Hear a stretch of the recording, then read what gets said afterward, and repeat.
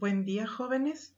Vamos a ver la reconfiguración del poder político y económico en el nuevo orden mundial, globalización y neoliberalismo. Como hemos analizado en el bloque anterior, a partir de la década de 1950 prevaleció la hegemonía internacional de Estados Unidos, convertido en la cabeza del capitalismo. El fin de la Guerra Fría y de la Unión Soviética reconfiguró el mundo, el cual pasó de ser bipolar a unipolar. Entre las características de este nuevo orden destacan la globalización y la integración de bloques económicos, la consolidación de la hegemonía de Estados Unidos, la multiplicación y mundialización de movimientos separatistas, étnicos o de género, el predominio de la economía de mercado, la desintegración del Estado como tal a formar parte de una compleja red internacional de agrupaciones y organizaciones de carácter internacional. También se lleva a cabo la descomposición de la Unión de las Repúblicas Socialistas Soviéticas. ¿Sí? Esta desintegración o descomposición se llevó a cabo en los años 90 y 91. En el 90, Bielorrusia, Azerbaiyán, Letonia y Lituania. En el 91, Rusia, que se queda como sucesor legal de la Unión de Repúblicas Socialistas Soviéticas, Georgia, Turkmenistán, Uzbekistán, Tayikistán, Armenia, Kirguistán, Kazajistán, Estonia, Moldavia y Ucrania. Y ahí en el mapa podemos observar que incluso viene mencionado el mes en el que se empiezan a desintegrar y pasan a ser repúblicas independientes. Los países que surgieron de la desintegración de Yugoslavia fueron 6. Sin embargo, hay que mencionar que la disolución de Yugoslavia sucedió entre el 25 de junio de 1991 y el 5 de junio del 2006. Fue una lucha muy cruenta, es decir, demasiado derramamiento de sangre. No hay que perder de vista que pertenecían a la URSS y que siempre estaban muy armadas y actualizadas en armamento. Se disuelve en Eslovenia, Croacia, Bosnia-Herzegovina, Montenegro, Macedonia y Serbia. Kosovo declara su independencia de Serbia en el 2008, pero esta jamás la ha reconocido. Es un estado hasta la fecha con reconocimiento internacional limitado. Y ahí podemos observar que Kosovo todavía forma parte de Serbia. Sin embargo, pues de manera contrastante completamente, la disolución de Checoslovaquia, llamado el divorcio de terciopelo, fue de manera totalmente diferente. La disolución del Estado fue consecuencia de un acuerdo político y no de una decisión de los ciudadanos, es decir, no se llevó a cabo un plebiscito. Los exponentes políticos de ambas partes llegaron al acuerdo de disolver de manera definitiva la República Común y el 25 de noviembre de 1992 fue aprobada por el Parlamento la desaparición constitucional de la República Federal Checa y Eslovaca con efecto a partir del 31 de diciembre del 92 y queda formada la República Checa y Eslovaquia. Y así tan fácil como cortar su bandera en dos, así se llevó a cabo la separación. Fue de una manera totalmente pacífica, sin derramamiento alguno de sangre. Continuando, Estados Unidos logró desarrollar una sólida economía reforzada por la guerra y sostenida por la reconstrucción de Europa. Al término de la Guerra Fría, quedó convertido en la potencia única de hegemonía indiscutible, fortaleciendo su imperialismo con base en el control de las redes económicas, las innovaciones tecnológicas, los intercambios comerciales, los medios de comunicación, la revolución de la información y los controles financieros. Realmente todo ha tenido controlado siempre. Desde la Segunda Guerra Mundial, el imperialismo se ha asociado al deseo de Estados Unidos de minar el sistema colonial europeo para sustituirlo por el neocolonialismo y así ejercer control en muchos países. Desde la década de los 70, su expansión imperial fue estimulada por la tecnología militar, su poderío financiero y por la intervención de fuerzas militares, ¿sí? Prácticamente en cualquier parte del mundo en donde él tuviera un interés, establece hasta la fecha sus bases militares. Y ahí podemos ver en la imagen del centro las bases militares de Estados Unidos en el extranjero, con el número de personas que tiene cada base, de acuerdo al color que ahí se muestra. Esto dio lugar al neoimperialismo con el establecimiento de estas bases militares en casi todo el mundo y sobre todo en América Latina, África y Asia. Las características del neoliberalismo son la dominación y el poderío estadounidense justificados siempre por fines humanitarios, defender un mercado altamente competitivo, oponerse al acaparamiento y especulación, formación de monopolios y oligopolios, fijación de salarios por parte del Estado, elevado gasto público, creación del empleo por parte del gobierno, defender la libertad de contratación del trabajo y la libre movilidad de los factores de producción, promover el libre comercio internacional, rechazar la regulación de precios por parte del Estado, ya que estos deben de fijarse basándose en la oferta y la demanda.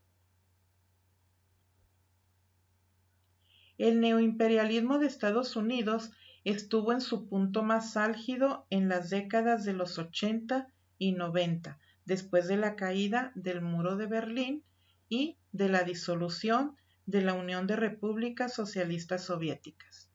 No obstante, actualmente su poderío se ha puesto en duda por el crecimiento económico de la Unión Europea y China. Estados Unidos realmente invierte muchos recursos económicos y presencia militar para retener su hegemonía mundial.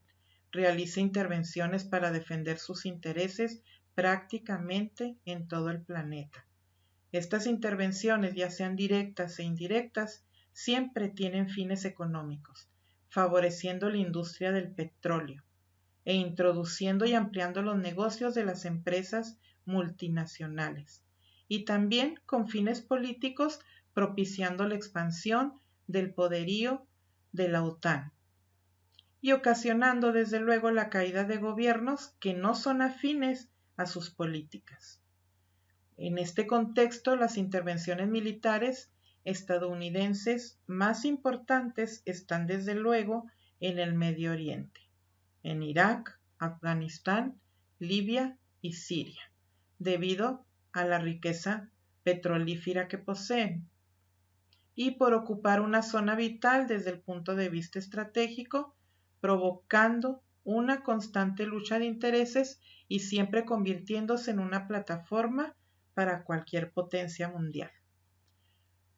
Hoy en día su presidente Donald Trump busca lanzar un pacto del siglo, elaborado por su yerno, que lo vemos ahí en la imagen de la derecha, para lograr la paz entre palestinos e israelíes, para impulsar las economías de Palestina, Egipto, Jordania y Líbano, Sin embargo, Palestina ya anunció que boicoteará el pacto, debido a que Estados Unidos reconoce a Jerusalén como la capital de Israel. Globalización y neoliberalismo. Neoliberalismo, pues, es la doctrina que busca reducir las funciones y presencia del Estado en materia económica y encargar a los particulares a la promoción del desarrollo económico con la inversión interna y externa de capitales, rompiendo barreras legales, nacionalistas y proteccionistas para formar bloques económicos, que uno de ellos puede ser la Unión Europea, y lograr el desarrollo del comercio mundial. La globalización, pues, es ese fenómeno de creciente interdependencia de las economías, la comunicación, la cultura y la vinculación de los conflictos internacionales. Mediante la globalización se han integrado en todo el mundo los procesos de producción y distribución de bienes y servicios. También ha ocasionado crecientes flujos migratorios y las repercusiones de prácticamente cualquier fenómeno o conflicto regional, los cuales se extienden a todo el planeta. Yo creo que ahorita estamos viviendo ese fenómeno con el COVID-19, ¿sí?, que está presente en todo el planeta porque se convirtió en una pandemia. Además, la globalización abarca muchos aspectos tales como avances tecnológicos y científicos, comunicaciones, Internet y conocimientos, conceptos como la democracia, los derechos sociales y humanos, que se han difundido por todo el mundo, ¿sí? Un ejemplo de ellos, pues, es la primavera árabe. Ha tenido lugar una profunda transformación económica basada en el libre comercio, el movimiento de empresas y capitales. Eso es prácticamente el neoliberalismo. También han surgido los bloques económicos de los BRICS y de los MINT. En la actualidad se está experimentando una nueva reorganización en la geopolítica mundial por el surgimiento de potencias emergentes o países recientemente industrializados, a los que se les llama NIC, países cuyas economías les han permitido superar el subdesarrollo y además poseen gran potencial de crecimiento en un futuro. Entre ellos se encuentran los BRICS, que es Brasil, Rusia, India, China y Sudáfrica. Y hoy en día estos países están sufriendo una ralentización económica, van un poco más lento en comparación con su crecimiento anterior. Además han surgido otros grupos emergentes como el llamado MINT, que está formado por México, Indonesia, Nigeria y Turquía. Estos países emergentes o bloques económicos fueron descubiertos por Jim O'Neill, empleado de Goldman Sachs, que es una empresa que se dedica a proyecciones económicas estadounidense, desde luego. Las características comunes de estos países emergentes son que tienen una densidad de población muy alta, gran extensión territorial y posiciones geográficas estratégicas, es decir, privilegiadas. Población predominantemente joven, alto crecimiento en su Producto Interno Bruto, activa participación en el comercio mundial, rápido crecimiento económico y siempre son destinos atractivos para la inversión extranjera directa. Transformación de economías predominantemente primarias, es decir, como la agricultura, a industriales enfatizadas en el desarrollo del sector de la manufactura. Desde luego que su mano de obra, pues, es muy barata. Incremento en la apertura de sus economías al mercado mundial, y esto propicia un mayor comercio con las demás naciones del mundo. Y pues desde luego, si comparamos nuestro país, que ahí está en el MINT, pues tenemos todas estas características. Las características de la economía global.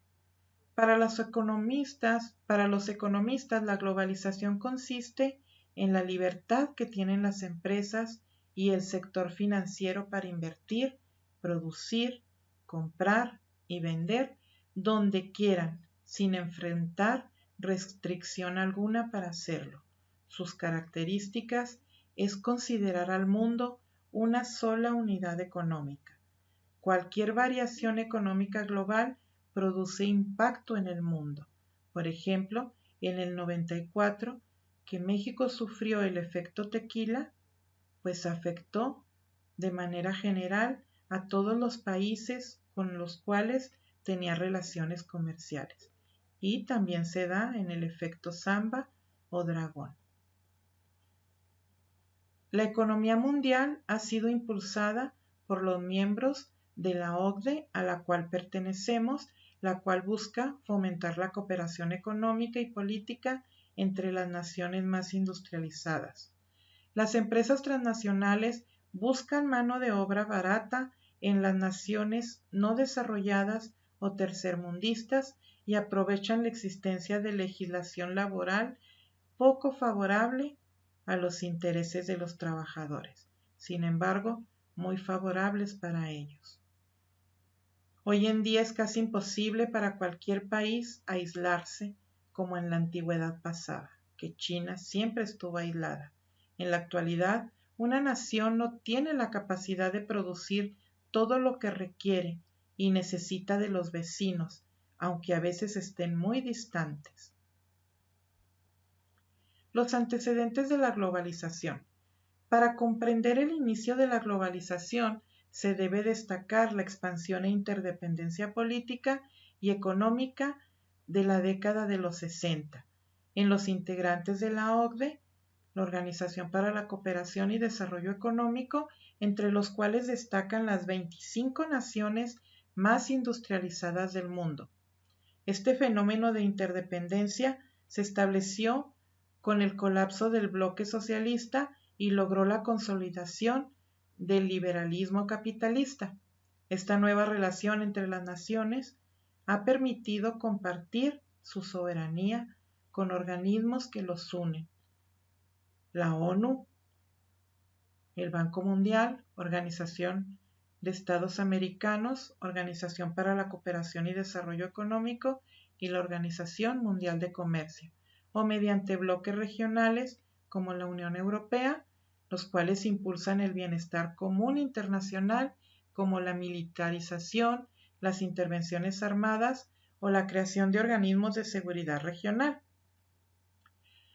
La globalización también ha creado los grupos altermundistas que no están de acuerdo con estas políticas económicas de los países industrializados y estos organismos internacionales, ya que consideran que provocan pobreza, inequidad, injusticia, discriminación, marginación y de que destruyen las culturas nacionales. Su aparición de estos jóvenes sobre todo fue en 1999 en la Ronda en Estados Unidos, en donde miles de manifestantes protestaron contra la globalización y a partir de ahí el expresidente de México, Ernesto Zedillo, fue el creador del término globalifóbicos y otros también les llaman movimiento de resistencia global. En esta diapositiva, en la imagen del centro, podemos ver la historia del sistema multilateral de comercio, cómo fueron surgiendo, ¿sí? Desde al finalizar la Segunda Guerra Mundial, la Guerra Fría, el término de esta y cómo fueron surgiendo todos estos organismos que desde luego apoyaban el neoliberalismo. Podemos ver aquí las características y las demandas de los globalifóbicos. En la primera imagen, muy divertida por cierto, vemos la danza contra el G8 en Alemania y todos con su nariz de Pinocho, porque todos dicen una sarta de mentiras, al menos los globalifóbicos eso afirman, ¿sí? Es en Alemania y están representando a todos los líderes de ese bloque económico G8. que son los países más poderosos del mundo, ¿sí? Luego vemos una manifestación en Italia, también contra la globalización, luego contra la Organización Mundial del Comercio en Hong Kong y también contra la OMC en Estados Unidos y contra el Foro Económico Mundial en Davos, Suiza, esas jóvenes con cuerpos de modelos, de temperaturas bajo cero y, sin embargo, pues podemos observar que pueden sufrir una pulmonía, ¿no?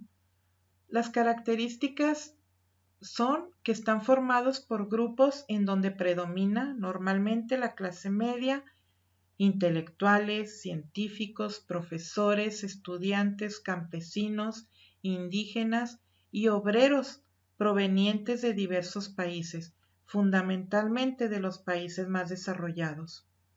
Favorecen la diversidad, respetan los compromisos con la lucha social y de sus participantes, exigen respeto a la independencia y autodeterminación de las naciones y sus pueblos. Inician en un barrio por lo general, en una comunidad, en un municipio, estado o país, y después lo trasladan al ámbito global por medio de las redes sociales. Se apoyan en partidos políticos, en sindicatos, en organizaciones ecologistas, pacifistas y feministas.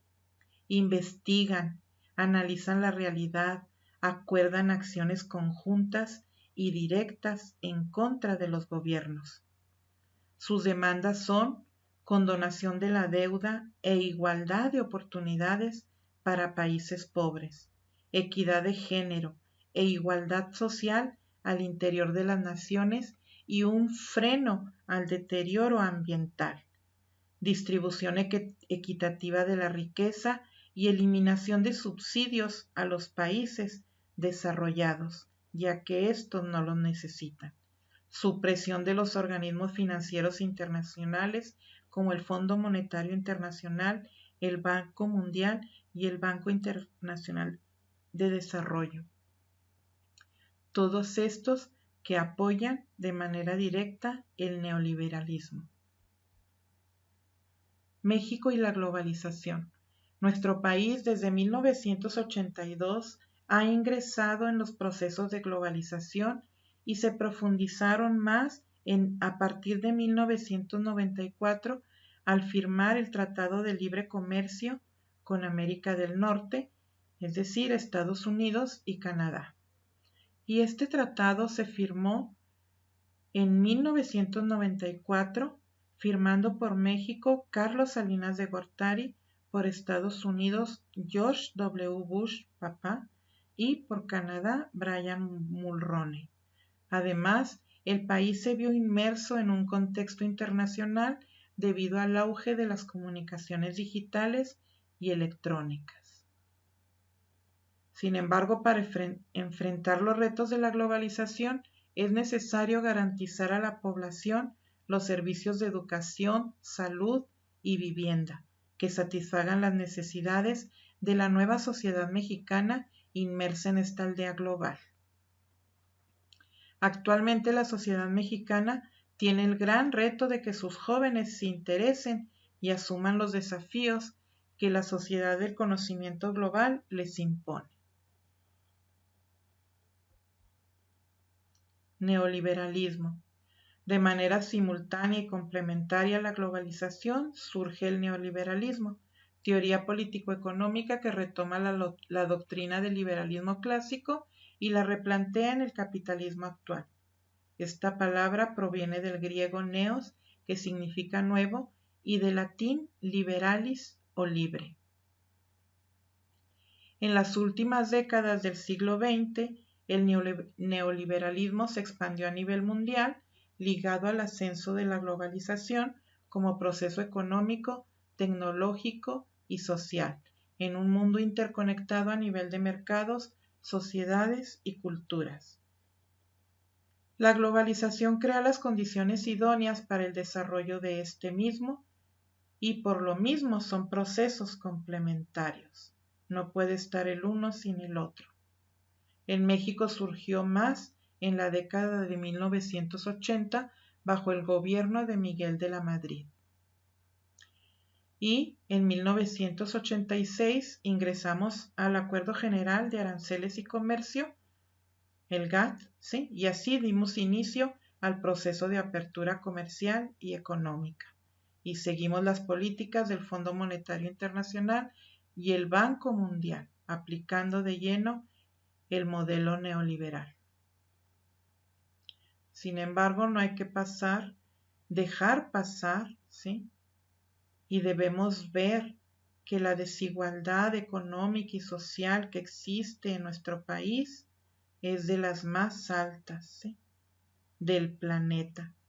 También el Estado ha perdido su capacidad para atender a sectores marginados y se ha evitado buscar mejores soluciones de mercado con proyectos más justos y solidarios. Y podemos visualizar estas imágenes que dicen más que 1000 palabras. Podemos ver plasmado ahí la desigualdad económica que existe en nuestro país. Para terminar, deben contestar las siguientes preguntas y pueden hacerlo en su cuaderno o en su computadora.